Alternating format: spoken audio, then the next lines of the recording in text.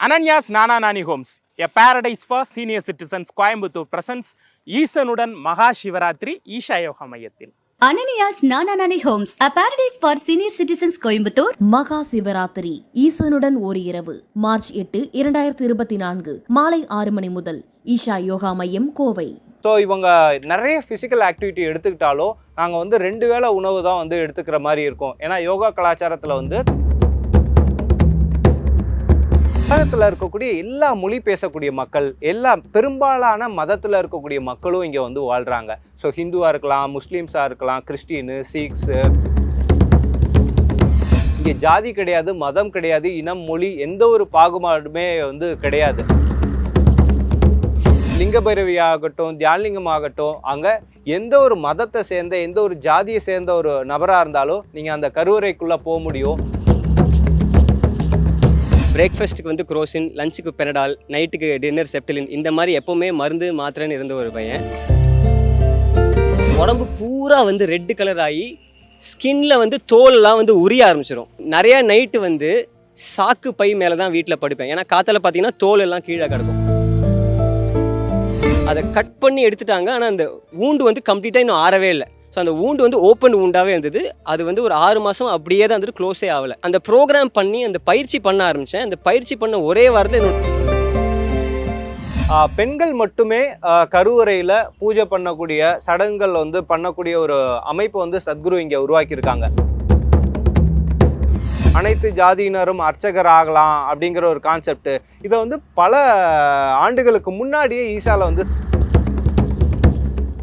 So வணக்கம், நம்ம ஈசா யோகா மையத்தில் இருக்கோம்.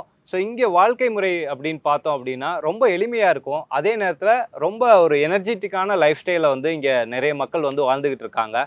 ஸோ இங்கே தோராயமாக ஒரு 4500 5000 பேர் முழு நேர தன்னார்வ தொண்டர்களாக இருக்காங்க. முழு நேர தன்னார்வ தொண்டர்கள்னால் அவங்க குடும்ப வாழ்க்கையில் வந்து இருப்பாங்க, மேரேஜ் லைஃப்பில் இருப்பாங்க, வேறு டிபார்ட்மெண்ட் ஆக்டிவிட்டியில் வந்து அவங்க வந்து சர்வீஸ் சேவை பண்ணிக்கிட்டு இருக்கக்கூடிய ஆக்டிவிட்டிலாம் இருப்பாங்க. ஸோ இங்கே பார்த்தோன்னா தங்கியிருக்கக்கூடியவங்க இயற்கைக்கு ரொம்ப நெருக்கமாக வந்து அவங்களுடைய வாழ்க்கையை வந்து அமைச்சிக்கிடுவாங்க. ஸோ முடிஞ்ச அளவுக்கு வந்து கட்டில் இல்லாமல் தரையில் படுக்கிற மாதிரியான ஒரு சுச்சுவேஷன்ஸ் அவங்க ப்ரிஃபர் பண்ணுவாங்க. ஒரு நாளைக்கு 2 வேளை உணவு தான் வந்து நம்ம வந்து எடுத்துக்கிறோம். அதுவுமே எப்படி இருக்கும்னா, காலையில் ஒரு 10 மணிக்கு ஒரு உணவு எடுத்துக்கிட்டோம் அப்படின்னா, அதுக்கப்புறம் இரவு 8 மணிக்கு தான் 2வது உணவு வந்து எடுத்துக்கிறோம். அதுலேயும் காலை உணவுங்கிறது வந்து சிறுதானியங்கள் வந்து கண்டிப்பாக ஏதோ ஒரு சிறுதானியம், கம்பு, குதிரைவாளி, திணை அப்படிங்கிற மாதிரி ஒரு சிறுதானியம் இருக்கும். அதுக்கப்புறம் சிவப்பு அரிசி இல்லை கைக்குத்தல் அரிசி அப்படிங்கிற மாதிரி இது இருக்கும். பச்சை வேர்க்கடலை, அதுக்கப்புறம் காய்கறிகள், சாலட் அப்படின்ட்டு ஒரு முழுமையான ஒரு சத்தான உணவாக வந்து எங்களுடைய லைஃப் ஸ்டைல் வந்து இருக்கும். அதே மாதிரி இரவும் ஏதோ ஒரு சிறுதானிய உணவு நம்ம உணவில் வந்து இருக்கும். ஸோ இவங்க நிறைய ஃபிசிக்கல் ஆக்டிவிட்டி எடுத்துக்கிட்டாலும் நாங்கள் வந்து 2 வேளை உணவு தான் வந்து எடுத்துக்கிற மாதிரி இருக்கும். ஏன்னா யோகா கலாச்சாரத்தில் வந்து ஒரு உணவுக்கும் அடுத்த உணவுக்கும் ஒரு மினிமம் ஒரு 8 ஹவர்ஸ் கேப்பாவது இருக்கணும் அப்படிங்கிற மாதிரி சொல்லியிருக்கனால அந்த ஒரு பேட்டர்ன் வந்து நம்ம இங்கனுக்குள்ளே வந்து ஃபாலோ பண்ணுறோம். ஸோ அதே நேரத்தில் இங்கே இருக்கக்கூடிய மக்கள் எல்லாமே சுற்றுச்சூழலுக்கு ரொம்ப நெருக்கமாக இருக்கிறனால நாங்கள் ஒரு இடத்துல இருந்து இன்னொரு இடத்துக்கு போகணுன்னா கூட ஒன்று நடந்து போவோம், இல்லைனா சைக்கிள்ஸை வந்து யூஸ் பண்ணுவோம், இல்லை ரொம்ப அவசியம் அப்படின்னா இபைக்ஸ் வந்து யூஸ் பண்ணுவோம். ஸோ பெட்ரோல் வெஹிக்கிள்ஸ் வந்து இங்கனுக்குள்ளே வந்து நம்மளுடைய கேம்பஸில் வந்து நம்ம வந்து யூஸ் பண்ணுறது வந்து ரொம்ப ரொம்ப கம்மி. ஸோ ஒரு 0.1% கூட வந்து நம்ம யூஸ் பண்ணுறது கிடையாது. ஸோ என்னுடைய இதெல்லாம் பார்த்தோம் அப்படின்னா அனுபவத்தில் நான் என்னுடைய கூகுள் ஆப்லாம் வச்சு செக் பண்ணி பார்த்தேன்னா ஒரு நாளைக்கு ஒரு 8 to 10 கிலோமீட்டர் சும்மா ஆஃபீஸ் ஆக்டிவிட்டிக்கும் உணவுக்காண்டியும் வந்து நடந்து போகிற மாதிரியான ஒரு செட்டப் இருக்கிறனால இயல்பாகவே எங்களுடைய ஆரோக்கியங்கிறது வந்து ரொம்ப மேம்பட்டு இருக்கும். அதுக்கப்புறம் பார்த்தோன்னா ஈவினிங்ஸ்லாம் ஒரு 5 மணி போல் வந்து கேம்ஸ்லாம் நாங்கள் எங்கள் கிரவுண்டில் வந்து ஆடுவோம். ஸோ கட்டாயம் ஒரு நாளைக்கு வந்து ஒரு விளையாட்டுங்கிறது நம்ம வாழ்க்கையில் இருந்துக்கிட்டே இருக்கணுங்கிறனால வாலிபால், ஃப்ரிஸ்பி, இந்த மாதிரியான இதெல்லாமே வந்து ஆஃபீஸ் ஆக்டிவிட்டியில் இருந்தாலும் ஒரு கேப் கொடுத்து நாங்கள் கேம்ஸ்லாம் வந்து ஆடுவோம். இன்னும் ரொம்ப முக்கியமான ஒரு விஷயம் என்ன அப்படின்னா, ஈசாங்கிறது ஒரு குட்டி உலகம் மாதிரிங்க. இங்கே உலகத்தில் இருக்கக்கூடிய எல்லா மொழி பேசக்கூடிய மக்கள், எல்லா பெரும்பாலான மதத்தில் இருக்கக்கூடிய மக்களும் இங்கே வந்து வாழ்கிறாங்க. ஸோ ஹிந்துவாக இருக்கலாம், முஸ்லீம்ஸாக இருக்கலாம், கிறிஸ்டின்னு, சீக்ஸு, லெபனீஸ் அப்படின்னு எல்லா கலாச்சாரத்தை சேர்ந்த மக்கள் இங்கே இருப்பாங்க. ஸோ கேம்ஸ்லாம் ஆடுறோம் அப்படின்னா இந்த பக்கம் தமிழ் கேட்டுக்கிட்டு இருப்போம், அங்கிட்டு தெலுங்கு கேட்கும், அங்கிட்டு வந்து சைனீஸ் பேசிக்கிட்டு இருப்பாங்க. ஸோ இந்த மாதிரி ஒரு குட்டி உலகமாகவே இங்கே வந்து ஒன்றா வாழ்ந்துக்கிட்டு இருப்போம். இதை தாண்டி நம்ம இந்த தியானலிங்கம்லாம் எடுத்துக்கிட்டோம் அப்படின்னா, தியானலிங்கத்துக்குள்ள நுழைவாயிலே வந்து நம்ம சர்வதர்ம ஸ்தம்பம் அப்படிங்கிறத வச்சுருப்போம். அது என்ன அப்படின்னா உலகத்தில் இருக்கக்கூடிய ஒரு 9 முக்கிய மதங்களுடைய குறியீடை வந்து நம்ம வச்சுருப்போம். இந்த ஒரு டோட்டல் ஈசா யோகா மையமே நம்ம வந்து ஒரு கம்யூனிசம் சார்ந்த ஒரு ரியலாக ப்ராக்டிஸ் பண்ணுற மாதிரியே வச்சுருப்போம். இங்கே ஜாதி கிடையாது, மதம் கிடையாது, இனம், மொழி, எந்த ஒரு பாகுபாடுமே வந்து கிடையாது. ஸோ அதனால் தியானம் அப்படிங்கிறது எல்லா மனிதர்களுக்கும் நிகழக்கூடியது. ஆன்மீகங்கிறது மதங்களை கடந்த ஒரு அம்சம் அப்படிங்கிறனால நீங்கள் தியானலிங்கத்துக்குள்ளே போகும்போது கூட அந்த குறியீடு உங்களுக்கு சர்வதர்ம ஸ்தம்பம் என்ன சொல்லுதுன்னா, உங்கள் மதத்தெல்லாம் வாசலில் வச்சுக்கிட்டு உள்ளே வாங்க அப்படிங்கிறதுனால அந்த ஒரு குறியீடு அம்சமாக வச்சுருப்போம். அதுக்கப்புறம் ஈசா பிக்ஸா ஹால் அப்படிங்கிற ஒரு பெரிய ஒரு ஹால் வந்து நம்ம வச்சுருப்போம். எல்லாருமே அங்கே தான் நம்ம வந்து உணவு உட்கொள்வோம்.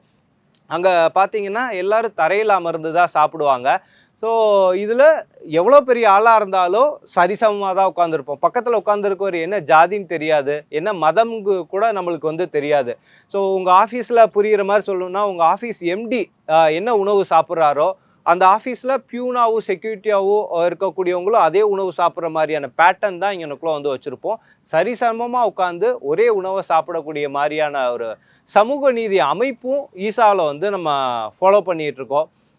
எந்த ஒரு இடத்துலையும் நீங்கள் என்ன ஜாதி என்ன மதம் அப்படிங்கிற கேட்கக்கூடிய ஒரு வித்தியாசமும் நம்மளுக்கு கிடையாது. குறிப்பாக லிங்கபைரவி ஆகட்டும், தியானலிங்கம் ஆகட்டும், அங்கே எந்த ஒரு மதத்தை சேர்ந்த எந்த ஒரு ஜாதியை சேர்ந்த ஒரு நபராக இருந்தாலும் நீங்கள் அந்த கருவறைக்குள்ளே போக முடியும். லிங்கத்தை தொட்டு பௌர்ணமி அமாவாசை டயத்தில் வந்து பாலாபிஷேகம் பண்ணுறதுக்கான பாசிபிலிட்டியும் இருக்கும். ஸோ இங்கே நம்ம திராவிட கலாச்சாரமாக இருக்கலாம், இல்லை பெரியார் ஃபாலோ பண்ணக்கூடிய சொன்ன நிறைய விஷயங்கள், பெண் அடிமைத்தனமாக இருக்கட்டும், சம உரிமை, இது எல்லாமே ரியலாக ப்ராக்டிக்கலாக நடக்கக்கூடிய ஒரு அமைப்பாக வந்து ஈசா யோகா மையம் இருக்குது. ஸோ இங்கே பெண்கள்ங்கிறவங்க வந்து நம்ம வந்து இடஒதுக்கீடு கொடுத்து அவங்களுக்கு வந்து ஒரு முக்கிய பதவிகள்லாம் வந்து கொடுக்குறது கிடையாது. அவங்களுடைய திறமையினால் எல்லா தலைமை பொறுப்புகள்லேயும் ஆண்களுக்கு நிகராக வந்து தலைமை பொறுப்பில் இருப்பாங்க. ஸோ நம்ம ஒரு வாலண்டியரிங் ஆஸ்பெக்ட் பண்ணுறோம், ஏதோ ஒரு ஹால் வந்து நம்மளுக்கு வந்து விளக்குமாறு வச்சு க்ளீன் பண்ண வேண்டியிருக்கு அப்படின்னா அங்கே வந்து லேடிஸ் தான் வந்து பண்ணணும் அப்படிங்கிற கான்செப்ட்லாம் கிடையாது. அங்கே வாலண்டியர்ஸ் இருக்காங்க, ஜென்ஸ் இருக்கும், நம்ம பண்ண வேண்டிய நீடு இருக்குது அப்படின்னா ஜென்ஸே எடுத்து விளக்குமாறு எடுத்து க்ளீன் பண்ணிடுறோம். ஸோ இதில் ஆண் பெண் பாகுபாடு அப்படிங்கிறது கூட நம்மளுக்கு கிடையாது. நம்ம சாப்பிட்ட தட்டை பிளேட்டை கூட வந்து பெண்கள் தான் கழுவணும் அப்படிங்கிறதெல்லாம் கிடையாது. நம்ம சாப்பிட்றோம், நம்ம வந்து வாஷ் பண்ணிக்கிறோம் அப்படிங்கிற ஒரு பேட்டர்ன் தான் வந்து நம்ம வச்சுருக்கோம். ஸோ ரியலாக இங்கே வந்து மனிதர்களாக இருக்காங்க. அவங்களுடைய சோசியல் ஐடென்டிட்டி எல்லாமே ஈசாவனுடைய வாசலுக்கு வெளியே வந்து கழட்டி வச்சுட்டு ஒரு மனிதராக அந்த உலகத்தில் ஒரு இன்னொரு உயிராக வாழக்கூடிய ஒரு இடமா ஈசா யோகா மையம் இருக்குது. எல்லாருக்கும் வணக்கம். என் பேர் ஆகாஷ். நான் 2018 ஈஷாவில் ஒரு வாலண்டியராக இருக்கேன் அண்ட் ஒரு சர்டிஃபைட் யோகா டீச்சராகவும் இருக்கேன். இது யோகா டீச்சராக இருக்கிறதுக்கு முன்னாடி நான் ஒரு ப்ரொஃபஷனல் கிரிக்கெட் பிளேயராக இருந்தேன். அண்டர் 14 கேட்டகரிலேருந்து அண்டர் 22 கேட்டகரி வரைக்கும் தமிழ்நாடுக்கு விளையாடிருக்கேன். நான் பேசிக்காக ஒரு லெஃப்ட் ஆர்ம் ஸ்பின்னர். ஸோ நான் ஆடின காலகட்டத்தில் எல்லாமே நான் தான் ஒரு ஹையஸ்ட் விக்கெட் டேக்கராக இருந்திருக்கேன். ஆனால் இப்படி ஒரு பக்கம் என்னோடய கிரிக்கெட் இருந்தாலும் என்னோடய ஹெல்த் எப்போவுமே நான் பிறந்ததுலேருந்தே கொஞ்சம் எப்போவுமே புவராக தான் இருக்கும். என்னோடய இம்யூனிட்டி லெவல்ஸ் எப்போவுமே கம்மியாக இருக்கும். எல்லாம் கேள்விப்பட்டிருப்பீங்க, எப்போ பார்த்தாலும் ஒருத்தருக்கு ஜுரம் வர மாதிரி, அதுதான் நான். ஸோ நான் வந்து விளையாட்டாக வந்து மக்கள் என்கிட்ட கேட்டாங்கன்னா என்ன சொல்லுவேன்னா, நான் இப்போ அந்த காலகட்டத்திலலாம் எப்படி இருக்குன்னா, பிரேக்ஃபாஸ்ட்டுக்கு வந்து குரோசின், லஞ்சுக்கு பெனடால், நைட்டுக்கு டின்னர் செப்டிலின், இந்த மாதிரி எப்போவுமே மருந்து மாத்திரைன்னு இருந்த ஒரு பையன். ஸோ இந்த விளையாட்டில் சக்ஸஸ்ஃபுல்லாக இருந்ததுனால நான் எப்போவுமே ஹெல்த்து மேலே வந்து கவனம் செலுத்தலை. அதனால் என்ன ஆயிடுச்சுன்னா, ஒரு 16-17 வயசு இருக்கிற டைமில் வரும்போது ஒரு பெரிய ஒரு ஜுரம் மாதிரி வந்தது. அதுக்கு வந்து நான் அப்போலோவில் அட்மிட் ஆயிருந்தேன். ஏகப்பட்ட டெஸ்ட் எடுத்தாங்க. ஒரு நாளைக்கு வந்து மலேரியா வந்து பாசிட்டிவாக இருக்கும், இன்னொரு நாள் வந்து டெங்கு பாசிட்டிவாக இருக்கும், இன்னொரு நாள் நிமோனியா பாசிட்டிவாக இருக்கும். ஸோ என்னோடய சிஸ்டம் வந்து கம்ப்ளீட்டாக டேமேஜ் ஆகிடுச்சு. இந்த காலகட்டத்தில் வந்து இந்த ரிக்கவர் ஆகணும் அப்படிங்கிறதுக்காக டாக்டர்ஸ் வந்து நிறைய ஆன்டிபயோட்டிக்ஸ், நிறைய மெடிசன்ஸ் இந்த மாதிரிலாம் கொடுத்தாங்க. ஸோ இதுலேருந்து ரிக்கவர் ஆகிறதுக்கு நான் வந்து ஹாஸ்பிட்டலில் வந்து 1 மாதம் வந்து அட்மிட் ஆயிருந்தேன். இதுக்கப்புறம் நான் வந்து ஹாஸ்பிட்டல்லேருந்து வெளில வந்து டிஸ்சார்ஜ் ஆகி கொஞ்சம் உடல் சரியாக ஆரம்பிச்சிது. ஆனால் சில நாட்கள்லேயே பார்த்தீங்கன்னா பயங்கர பாடி வந்து ரியாக்ட் ஆரம்பிச்சிருச்சு. ஸோ என்ன ஆகிடும், என் உடம்பு பூரா வந்து ரெட்டு கலர் ஆகி ஸ்கின்ல வந்து தோலெலாம் வந்து உரிய ஆரம்பிச்சிடும். ஸோ வந்து நான் நிறையா நைட்டு வந்து சாக்கு பை மேலே தான் வீட்டில் படுப்பேன். ஏன்னா காற்றுல பார்த்தீங்கன்னா தோல் எல்லாம் கீழே கிடக்கும். ஸோ இந்த மாதிரி நான் ஒரு ஹெல்த் சுச்சுவேஷனில் இருந்தேன். இதுலேருந்து ரெக்கவர் ஆகிறதுக்கு எனக்கு ஒரு 6 மாதம் அந்த மாதிரி ஆச்சு.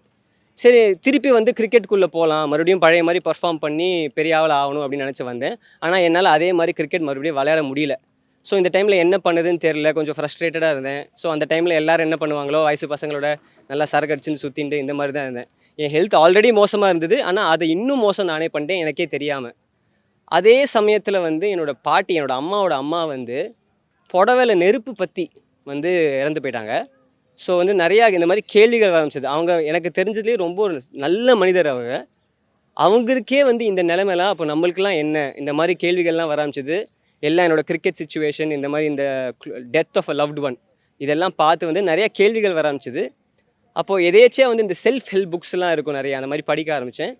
எப்படியோ இது சுற்றி வந்து சத்குரு வீடியோஸை வந்து நான் யூடியூப்பில் பார்க்க ஆரம்பித்தேன் எனக்கே தெரியாமல். நான் பல மாதங்கள் வர எல்லா வீடியோஸும் நிறையா பார்த்துக்கிட்டே வந்தேன். ஆனால் அப்போ கூட வந்து எனக்கு யோகான்னு பண்ண நிறையா தயக்கங்கள் இருந்தது. ஒன்று வந்து என்ன சொல்லுவாங்கன்னா, எல்லாமே யோகா வந்து வயசானவங்க தான் பண்ணுவாங்க, அது வந்து உடல் நல்லா இருக்கிறவங்க வந்து யோகா தேவையில்லை, அப்படி ஒரு புரிதலோடு இருந்தேன். இன்னொன்று என்னென்னா, சத்குரு மேலே ஒரு லோக்கலாக ஒரு விமர்சனம் வந்தது, நிறையா நெகட்டிவ் சிச்சுவேஷன்ஸ் இருந்ததுனால எனக்கு ஆரம்பத்தில் ஒரு தயக்கம் வந்தது. ஆனால் அந்த தயக்கத்தை தாண்டி ஒரு ஸ்டேஜுக்கு மேலே சரி பரவாயில்ல, கண்டிப்பாக இந்த ப்ரோக்ராமை பண்ணிடலாம் அப்படின்னு போய் இந்த ப்ரோக்ராம் பண்ணேன். வெளில சொன்னதுக்கும் உள்ளே நடந்ததுக்கும் கம்ப்ளீட்டாக ஒரு வேறு மாதிரி எனக்கு அனுபவம் இருந்தது. எனக்கு ரொம்ப அந்த டைமில் வந்து எனக்கு ஒரு சர்ஜரி நடந்தது. என்னோடய முதுகில் வந்து ஒரு இன்ஃபெக்ஷன் மாதிரி ஆயிருந்தது. அதை கட் பண்ணி எடுத்துட்டாங்க. ஆனால் அந்த வூண்டு வந்து கம்ப்ளீட்டாக இன்னும் ஆறவே இல்லை. ஸோ அந்த வூண்டு வந்து ஓப்பன் வூண்டாகவே இருந்தது. அது வந்து ஒரு 6 மாதம் அப்படியே தான் வந்துட்டு க்ளோஸே ஆகலை. அந்த ப்ரோக்ராம் பண்ணி அந்த பயிற்சி பண்ண ஆரம்பித்தேன். அந்த பயிற்சி பண்ண ஒரே வாரத்தில் என்னோடய வூண்டு க்ளோஸ் ஆகிடுச்சு. இந்த மாதிரி பல அற்புதங்கள். நான் எப்போவுமே வந்து மருந்து மாத்திரை இருந்த ஒரு பையன் 2017 அக்டோபரில் இந்த கிளாஸ் பண்ணேன், இன்னர் இன்ஜிங்கிற ப்ரோக்ராமு. இன்னி வரைக்கும் நான் மருந்து மாத்திரை பக்கமே போகல, டாக்டர் பக்கமே போகல. அவ்வளோ ஒரு ஆரோக்கியத்தில் இருந்திருக்கேன். அண்ட் நான் கிரிக்கெட் ஆடின காலகட்டத்தில் எப்போவுமே என்னோடய டீமில் நான் தான் வந்து இருக்கிறதுலே ஃபிட்னஸ் கம்மியாக இருக்கிற ஒரு பிளேயராக இருப்பேன். ஆனால் இந்த ப்ரோக்ராம் பண்ணி யோகா ப்ரோக்ராம்லாம் பண்ணி பயிற்சிகள் பண்ண ஆரம்பித்ததுக்கு அப்புறம் நான் வந்து ஹாஃப் மேரத்தான்லாம் ஓட ஆரம்பித்தேன். என்னோட கிரிக்கெட் ஆடினவங்களே வந்து ஆச்சரியப்படுற அளவுக்கு என்னோடய ஃபிட்னஸ் லெவல்ஸ், ஹெல்த் எல்லாம் இம்ப்ரூவ் ஆயிருந்தது. ஸோ அந்த டைமில் வந்து நான் யோசித்தேன், எனக்கே அதாவது என்ன மாதிரி ஒரு டிஃபிகல்ட் சிச்சுவேஷன், ஹெல்த் சிச்சுவேஷனில் இருந்தவனுக்கே இது வந்து ஒர்க் ஆகுதுன்னா இது எல்லாருக்கும் ஒர்க் ஆகும். அதுக்கு நம்மளும் ஒரு கருவியாக இருக்கணுங்கிறதுக்காக இங்கேயே வந்து 6 மாதம் தங்கி டீச்சர் ட்ரைனிங் பண்ணி இப்போ பல கிரிக்கெட்டர்ஸ்க்கு நான் வந்து யோகா சொல்லி கொடுத்துருக்கேன். அதே மாதிரி நிறைய பேருக்கு இந்த யோகாங்கிற ஒரு டூலை வந்து எடுத்துகிட்டு போயிட்டுருக்கேன். ஸோ அதுக்கப்புறம் நம்ம லிங்க பைரவி சந்நிதி வந்து நம்மளுக்கு இருக்குது. அதனுடைய சிறப்பு பார்த்தோம் அப்படின்னா, பெண்கள் மட்டுமே கருவறையில் பூஜை பண்ணக்கூடிய சடங்குகள் வந்து பண்ணக்கூடிய ஒரு அமைப்பு வந்து சத்குரு இங்கே உருவாக்கியிருக்காங்க. ஸோ லிங்கபைரவி அப்படிங்கிறது வந்து ஒரு பெண் தன்மையினால் பிரதிஷ்டை பண்ணப்பட்ட ஒரு தெய்வ அம்சமாக இருக்கிறதுனால அதை வந்து பெண்கள் தான் முழுக்க முழுக்க பராமரிக்கிறாங்க. அதுவும் பார்த்தோம் அப்படின்னா ஒரு குறிப்பிட்ட அந்த மாதவிடாய் காலங்கள்லேயும் அந்த கோயிலுக்கு போய்க்க முடியுங்கிற மாதிரியான ஒரு செட்டப்பில் தான் அந்த கோயிலை வந்து நம்ம வந்து உருவாக்கியிருப்போம். அந்த தேவி வந்து ரொம்ப ஒரு உக்கிரமான ஒரு நிலை, தீவிரமான நிலையில் இருந்தாலும் கருணையினுடைய அம்சமாகவும் வந்து அவங்க இருப்பாங்க. அந்த கோயிலில் பிறப்புலேருந்து இறப்பு வரைக்கும் மக்களுக்கு என்னென்னலாம் தேவைகள் இருக்கோ அதுக்கான சடங்குகளையும் நம்ம வந்து நிறைய அங்கனக்குள்ளே வந்து பண்ணிக்கிட்டு இருக்கோம். ஸோ அந்த சடங்குகள் பண்ணக்கூடியது எல்லாம் பார்த்தீங்க அப்படின்னா பெண்களாக தான் இருக்காங்க. அதுவும் குறிப்பாக நம்ம தமிழ்நாட்டுக்காரங்க மட்டும் கிடையாது, ஆப்பிரிக்காவிலேருந்து அர்ச்சகர்களாக இருக்காங்க, லெபனீஸ்லேருந்து சேர்ந்த கிறிஸ்துவ மதத்திலேருந்து பிறந்து வளர்ந்தவங்க நம்ம கலாச்சாரத்தை கற்றுக்கிட்டு அந்த சடங்கை கற்றுக்கிட்டு பண்ணக்கூடிய ஆட்களும் இருக்காங்க. யூஎஸ்லேருந்து வந்த மாசும் அங்கனக்குள்ள வந்து பூஜைகள் பண்ணுற மாதிரியான இதெல்லாம் இருக்காங்க. ஸோ நம்ம இப்போ நிறைய சோசியல் மீடியாவில் நம்ம பேசிகிட்டு இருக்கோம்ல, அனைத்து ஜாதியினரும் அர்ச்சகர் ஆகலாம் அப்படிங்கிற ஒரு கான்செப்ட். இதை வந்து பல ஆண்டுகளுக்கு முன்னாடியே ஈசாவில் வந்து சத்குரு வந்து இதை உருவாக்கி காட்டியிருக்காங்க. பிரம்மச்சரியம் எடுக்கிறதுலையும் கிறிஸ்துவர்களும் இருக்காங்க, இஸ்லாமியர்களும் இருக்காங்க.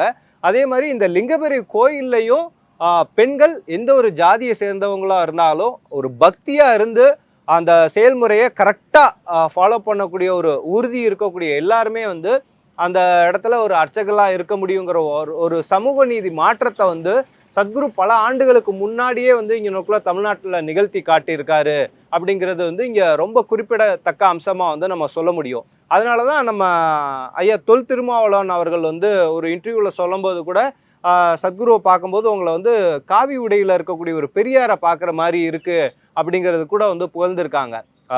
அண்ணா சொன்னது வந்து ரொம்ப பொருத்தமான ஒரு இதாக தான் பார்ப்போம். ஸோ சத்குரு பார்த்தோம் அப்படின்னா ஒரு சமூக மாற்றத்தை சத்தமில்லாமல் நிகழ்த்தின ஒரு புரட்சியாளராக தான் வந்து எங்களுக்கு வந்து என்னுடைய லைஃப்பில் வந்து அவர் அப்படி தான் வந்து ஒரு மாற்றத்தை நிகழ்த்தியிருக்காரு. ஸோ இந்த மாதிரி இவ்வளோ மாற்றங்கள் எல்லாமே சாமானிய மக்களுக்கு இங்கே வந்த மக்களுக்கு தெரியும். பட் இங்கே உள்ளே வந்து பார்க்காத ஆட்களுக்கு எல்லாமே அது தெரியாத இருக்கனால ஈசா யோகா மையத்துக்கு நீங்கள் வந்து ஆன்லைன்லேயே வந்து புக் பண்ண முடியும் தங்குறது அப்படின்னா.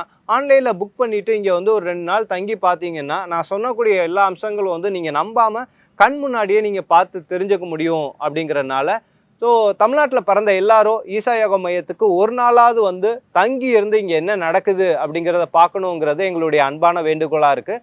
அனைத்து தமிழர்களுக்கும் இந்த பேட்டியின் மூலயமா நாங்கள் ஒரு அழைப்பு வந்து விடுக்கிறோம். My name is Gaurav. I belong to central part of India, Madhya Pradesh.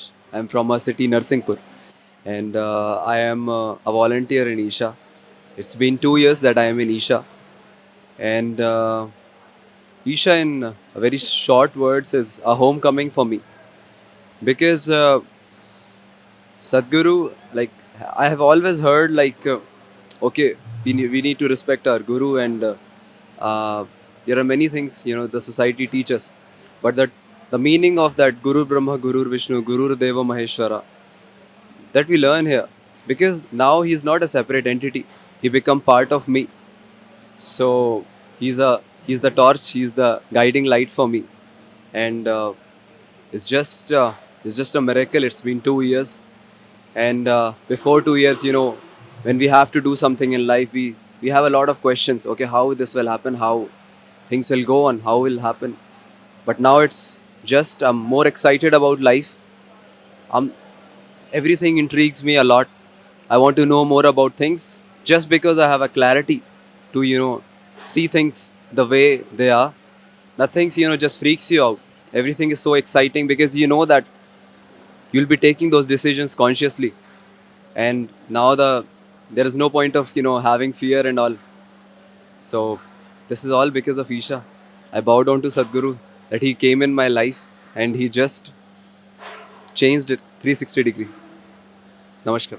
Ananya's Nana Nani Homes, a paradise for senior citizens, Coimbatore presents ஈசனுடன் மகா சிவராத்திரி ஈஷா யோகா மையத்தில். Ananias Nananani Homes, a paradise for senior citizens, Coimbatore. மகா சிவராத்திரி ஈசனுடன் ஒரு இரவு March 8, 2024 மாலை 6 மணி முதல் ஈஷா யோகா மையம், கோவை.